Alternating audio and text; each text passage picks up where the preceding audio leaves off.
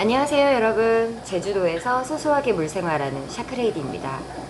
오늘은 제가 오란다 금붕어 치어를 키우면서 미흡했던 점과 앞으로 개선을 할 사항에 대해서 한번 말해보려고 합니다.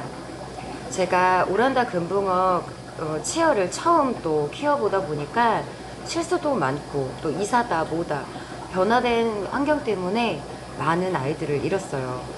그래서 이번에 세 번째 산란을 받으면서 조금 많은 생존을 하고 있는 상태이거든요. 그래서 어떻게 하면 조금 더 생존율을 높일지, 그리고 앞으로 좀 더 잘 키울 수 있을지에 대해서 한번 얘기를 드려보려고 합니다. 오란다 치어들은 성어에 비해서 어떤 면에서나 약해요. 그래서 수질, 온도, 뭐 한수, 어항의 뭐 규격이라든지 어항을 이동한다든지 이런 변수에 노출이 되게 되면 질병이 오기도 하고 스트레스로 인해서 바로 죽기도 하더라고요. 그래서 매우 조심을 해줬어야 되는데, 제가 오란다 금붕어도 처음 키우는 데다가 또 처음 보는 산란을 경험한 터라서 실수도 좀 많았고요. 제가 그래서 보고 느끼고 앞으로 어떻게 이제 키워갈지에 대한 내용을 고민하면서 영상을 한번 만들어 봤습니다. 우선 제가 미흡했던 점과 앞으로 개선을 할 사항에 대해서 6가지를 얘기해 보려고 합니다. 일단은 첫째는 제가 어소를 미설치했던 점을 좀 들어봤어요. 첫 산란이기도 하고 언제 이 아이들이 산란을 할지 몰라서 어소를 설치를 못 해줬던 게 가장 큰 문제점이었던 것 같아요. 어소라는 거는 산란한 오란다 금붕어들이 취미 행동을 하고 암컷은 알을 뿌리고, 그리고 방란을 하면서 그 뿌려진 알들이 붙어 있게끔 하는 걸 어소라고 합니다. 근데 제가 어소가 없다 보니까 그냥 바닥이며 여각이며 벽이며 아무데나 알을 뿌렸었어요. 처음에는 알들을 하나하나 수거를 해보려고 카드로도 긁어보고 스포이드로도 떼보고 한 개라도 건질 수 있도록 일단 여러 가지를 해봤는데, 이 그 아이들의 알이 너무 작기도 하고 또 약하더라고요. 코리 알보다도 조금 더 약했던 것 같아요. 조금만 잘못하면 터져버리고 그냥 이제 없어지기도 하고요. 또 식날을 하는 오란다 금붕어 부모들이 산란을 하고 바닥에 떨어진 알들을 아주 야금야금 먹었습니다. 그래서 수거를 했던 것도 잘 안 됐고, 또 식난을 하고 그 아이들을 옮기는 과정에 그 잠깐의 틈에 알들을 많이 잃었어요. 그래서 앞으로 개선 사항으로는 오란다 금붕어를 보니까 한 달 기준 1회에서 2회 정도 산란을 하더라고요. 그래서 산란을 하고 첫 산란을 하면 또 5일에서 7일 이제 두 번째 산란을 하기도 하더라고요. 그래서 그 산란 시기를 조금 더 알아두었다가 미리 그 시기에 맞춰서 어서를 꼭 설치를 해주고, 또 미리미리 또 옮겨줄 어항이라든가 이런 것들을 좀 만들 수 있도록 해보려고 해요. 그래서 최대한 그 알이 유실되는 거를 좀 줄여보려고 일단 첫 번째 항목으로 제가 선택을 했고요. 두 번째는 빈 어항을 설치를 했었어야 되는데, 제가 이 어항을 설치하는 거를 조금 늦었어요. 오란다 금붕어들은 일단 알을 낳으면 식란이라고 해서 자기가 낳은 알을 먹는다고 했잖아요. 그 바로 먹는 습성을 가지고 있기 때문에 산란을 하고 나면 그 어미 개체를 옮겨주던가 아니면 어소에 그 붙어있는 알들을 옮겨줬어야 되는데, 제가 첫 산란을 보다 보니까 매우 당황을 했던 것 같아요. 그래서 그냥 그 어미 개체를 리빙박스로 빼버리고 환수를 그냥 진행을 했었죠. 막 거품도 막 보글보글하고 비린내도 너무 심하고 해서 70% 정도를 물을 전부 빼버리고, 그리고 난 다음에 제가 받아놓은 물이 없어서 그냥 수돗물을 직수를 해줬는데, 그때 조금 온도라던가 또 직수하면서 문제가 좀 있었겠죠. 그래서 하루 이틀 만에 부화한 아이들도 한 일주일에서 열흘 정도는 잘 있었는데, 아무래도 좀 이제 옮겨야 되고 뭐 이래저래 하다 보니까 좀 실수가 많았어요. 그래서 앞으로 또 개선 사항을 보자면 빈 어항을 항상 준비를 해서 부모 개체가 산란을 한 다음에 이동을 할 수 있는 그런 어항을 만들어주고, 아니면 이 어수를 붙은 어를 건져내어서 별도 사육을 할 수 있게끔 조금 더 많은 알들을 받고 안전하게 부화가 가능할 수 있도록 제가 물을 잡아둔 어항을 만들어 놓도록 일단은 이제 계획을 잡아서 어항은 반드시 하나씩은 비워두기로 했습니다. 그래서 치어 때부터 약 1개월에서 2개월까지는 그냥 그 기존에 태어났던 어항에서 살 수 있도록 해주면 생존율이 조금 더 높아지는 것 같더라고요. 그리고 세 번째는 먹이 급여를 좀 말씀을 드려볼게요. 오란다 금붕어 치어들은 먹이를 먹고 소화시키는 이런 시간이 되게 짧은 편이라고 합니다. 최소 3시간에서 6시간 이내로 먹이를 먹고 소화해서 배설까지 이루어진다고 해요. 그래서 일이 바쁘다는 핑계로 하루에 한 번 또는 2번 정도만 먹이를 급여를 했었는데 이러다 보니까 소화장애를 일으키더라고요. 많이 주면 많이 먹고 통통해지는 게 아니고 배가 터져 죽는다던가, 아니면 너무 조금 주면 큰 아이들은 먹이를 먹고 작은 아이들은 많이 못 먹어서 굶어 죽는다던가, 이런 일들이 발생을 했습니다. 그래서 시간을 최대한 맞춰서 3시간에서 6시간마다 어떻게든 조금이라도, 많이는 안 주고 조금씩 주는 걸로 결정을 했어요. 이제 3가지 사료를 아이들한테 주고 있는데, 삶은 계란 노른자를 곱게 갈아서 주고, 그다음에 탈각 알테미아, 푸디비트, 그리고 지금 최근에는 비트 사료를 좀 더 갈아주고 있어요. 근데 완전 곱게 갈아서 티스푼으로 한 요만큼, 요 정도씩 하루에 한 5번, 6번씩 급여를 하고 있습니다. 그래서 일단 마리수에 따라서 얼만큼 줄지를 결정을 해야 되는데, 약 한 번 산란할 때 보니까 100마리에서 200마리는 기본적으로 낳는 것 같아요. 그래서 100마리가량이 된다면 그것도 한 4번, 5번에 걸쳐서 나누어서, 그러니까 3시간에서 6시간 텀을 더 두지 않고 그 안에 조금씩 급여를 해주는 걸로 결정을 했습니다. 그리고 네 번째는 수온에 대한 내용을 말씀드려 볼게요. 그러니까 새우를 사육하다 보니까 주로 24도 또는 25도 정도로 이제 온도를 맞춰놓고, 저희 집은 항상 그 정도 온도를 좀 유지를 하고 있어요. 한여름에는 에어컨이, 그리고 이제 겨울이 됐어도 보일러를, 지금 보이시나 모르겠는데 보일러는 항상 꺼져 있습니다. 제가 수면 잠옷을 입고 있더라도 약간 꺼져 있고, 그 실내 온도가 25도에서 26도로 오르지 않을 정도로만, 만약에 오른다고 제가 너무 추워서 바닥을 좀 켜놨다라고 하면 문을 열어서 환기를 하면서 좀 온도를 낮춰주는 그 식으로 하고 있거든요. 그런데 오란다 치어들은 제가 환수를 할 때 조금이라도 잘못하면 낮은 수온에서 엄청 힘들어하는 것 같았어요. 행동도 둔해지고 먹이 활동도 느리고 백전병이 갑자기 오더라고요. 일단 24도에서 25도도 물론 안정적으로 갈 수는 있겠지만 1도씨 정도라도 올려주면 애들은 조금 더 활발하고 먹이 활동도 좀 괜찮았어요.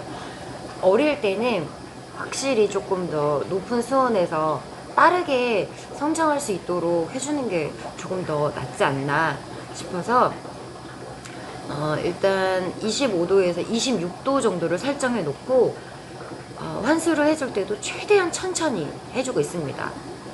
그나마 좀 잘 먹고 조금 큰 개체들은 활동성도 되게 좋고 그런데 시간이 갈수록 탈락되는 애들이 많았어요. 그래서 이 먹이와 낮은 수온은 조금 주의를 해서 관리를 해야 되지 않나. 그리고 이제 수온은 한 26도 정도가 제일 무난하게 크고 있는 것 같습니다. 5번째로는 제가 어항에 이동을 좀 여러 번 했죠. 처음 태어났을 때 일단 오란다 금붕어 성어들이 갈 곳이 없다 보니까 리빙박스로 갔다가, 이 물살이 너무 세다 보니까는 얘를 또 너무 이제 그 물살을 이겨내야 되니까 그런 에너지를 너무 많이 쓰나 봐요. 그래서 이제 히트탱크로 이제 완전 수리를 줄여서 조금씩 옮겨놨는데 그 옮기는 도중에도 많이 죽었어요. 10여일 동안 제가 소량씩 환수를 해줬고 그런데도 불구하고 치어들이 많다 보니까 어항은 점점 이끼가 끼고 배설물과 슬러지가 많이 생겼습니다. 그래서 임시 방편으로 체리새우도 넣어주고 애플세일도 넣어보고, 근데 오히려 더 배설물이 쌓이고 그러더라고요. 큰 어항에서 여각의 물살이 너무 세서인지 수면 위나 바닥 구석 쪽으로 이제 이동을 하고 잘 안 움직이는 애들도 많이 보였어요. 제가 이제 수도 이동을 할 때 이렇게, 이건 지금 큰 건데 좀 작은 브라인 슈림프 뜰채로 정말 이렇게 떠서 이렇게 넣어줘도 그 잠깐만에 아이들은 죽더라고요. 아, 이게 잘못됐구나 싶었어요. 옮겨서 살았다 하더라도 일주일 이내에 그 아이들이 좀 이동 스트레스 때문인 건지 아니면 온도 차이인 것 때문인지 또 용궁 열차를 많이 타더라고요. 거의 많이 잃었어요. 그리고 또 어항 이동을 하면서 또 많이 잃고, 이사를 하면서 어쩔 수 없이 또 뜰채질을 하면 죽을 것 같아서 그 통을 정말 조심스럽게 들고 왔는데, 그럼에도 불구하고 거기에서도 몇 마리 남지가 않았습니다. 그래서 첫 번째, 두 번째 있었던 애들은, 첫 번째는 워낙에 조금밖에 못 건져서 그래도 걔네들 중에 딱 한 마리는 3개월가량 정말 이제 오란다 모양을 갖췄다 했던 만큼 키웠었고, 두 번째 산란일 때도 제가 이제 이사하고 뭐하고 어항 이동하고 하다 보니까 정말 많이 잃고 거기서도 한 마리, 그래서 두 마리를 살렸습니다. 근데 이제 또 이사를 하면서 왔다 갔다 할 때 또 스트레스 받을까봐 주변 지인에게 조그만 애들은 그냥 줬어요. 지금 이제 이번에 또 낳죠. 이번에 또 낳은 아이들이 현재 한 100여 마리가 태어났는데 아직까지는 그렇게 많이 탈락되어 있는 상태는 아니고 조금 자란 상태예요. 근데 성장 속도가 조금 많이 느립니다. 온도를 좀 높여주고 그리고 이제 물갈이는 지금 하지 않고 그냥 보충만 해주고 있고, 이제 여과기만 청소를 하고 있어요. 부안 어항에서 이동 없이 한 두어 달가량은 키우는 게 가장 좋은 것 같고, 거기에 어항에 물을 어거지로 환수를 하는 것보다는 똥만 좀 치워주고 여과기를 좀 청소해주고 수위를 낮춰놓은 상태에서 조금씩 높여주니까 생존율이 조금 높아진 것 같아요. 그래서 지금도 어항의 이동은 하지 않는 걸로 결론을 내렸습니다. 여섯 번째로는 제가 수질 체크를 잘 하지 않는 건데, 사이펀이나 작은 호수를 이용해서 환수를 진행하려고 해봤는데 치어강을 워낙 작다 보니까 조그만 충격에도 바로바로 딸려 나오는 거예요. 그래서 딸려 나온 애들은 또 죽어요. 그래서 10일에서 30일까지는 이 환수를 제대로 해주지 못하다 보니까 아무래도 이제 뭐 똥이나 슬러지가 쌓이고, 물은 또 얘네들은 또 똥을 싸고 하니까 질산염은 계속 높아질 거잖아요. 그래서 이 수질 체크를 하는 대신에 제가 수위를 완전히 낮췄습니다. 물이 만약에 60에 3호에 지금 60, 30, 3호 수조에서 키우는데 이 높이가 30밖에 안 되는데 그걸 절반으로 놓고 있다가 이제 똥만 조금 그러니까 스포이드 같은 걸로 좀 치워주고 물을 조금씩 계속 채웠어요. 그렇게 지금 한 달 반, 두 달이 돼가는 것 같은데, 그러다 보니까 그 어항의 50에서 60, 70%, 뭐 70에서 80% 이렇게 되고, 스펀지 여광을 추가 설치해주고, 그리고 이제 매일매일 똥과 슬러지를 청소해주다 보니까 굳이 수질 체크를 하지 않아도 일단 물 보충만으로도 애들이 버티는 것 같더라고요.